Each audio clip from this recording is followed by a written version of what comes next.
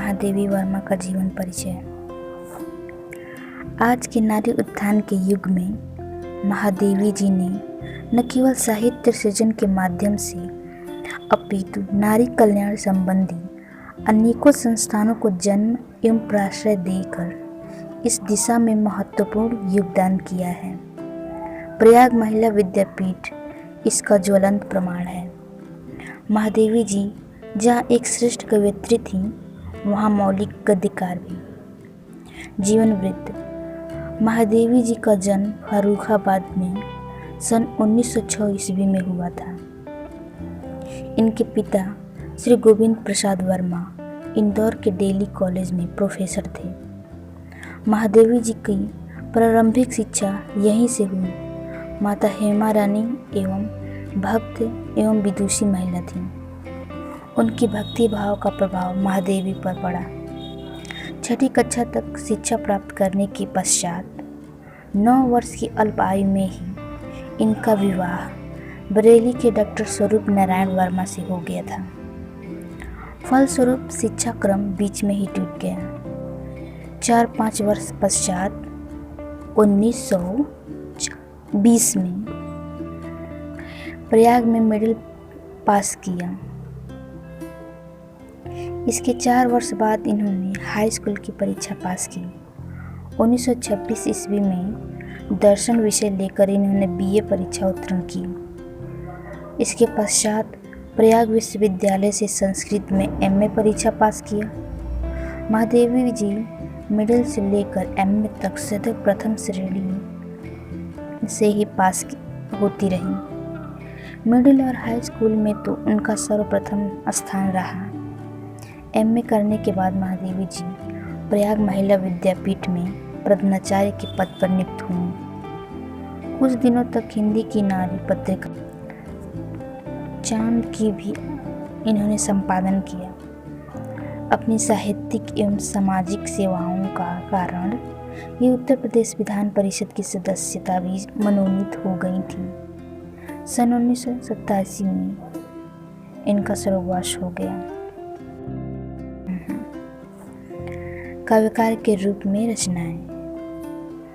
भाव, भाषा और संगीत के संगम पर बैठकर महादेवी जी ने जिन काव्य ग्रंथों की रचना की है वे हैं निहार, रश्मि, नीरजा, संध्या गीत और दीपसखा। यामा इनकी निहार, रश्मि और नीरजा की कविताओं का सचित्र संग्रह है। महादेवी जी को हिंदी साहित्य सम्मेलन प्रयाग ने निहार के शेक्सपियर पुरस्कार तथा यामा पर 1200 रुपये का मंगला प्रसाद पारितोषिक प्रदान कर पुरस्कृत किया था। 19 सितंबर 1987 को इनका नश्वर शरीर पंचतत्व में विलीन हो गया। काव्यगत विशेषताएं। अंतरतम की अनंत वेदना और पीड़ा को लेकर महादेवी जी साहित्य के क्षेत्र में अवतीर्ण हुई। प्रकृति का प्रत्येक तरह वेदना से तादात्म्य संबंध स्थापित किए हुए हैं। विरह जन्य अभाव एवं अनुभूतियों की मधुर अभिव्यक्ति इनके काव्य का श्रृंगार है। मीरा के काव्य में अपने प्रियतम गिरधर गोपाल के लिए जो वेदना, टीस, कसक, प्रतीक्षा, आतुरता एवं आत्मनिवेदन था, वहीं महादेवी के काव्य में भी।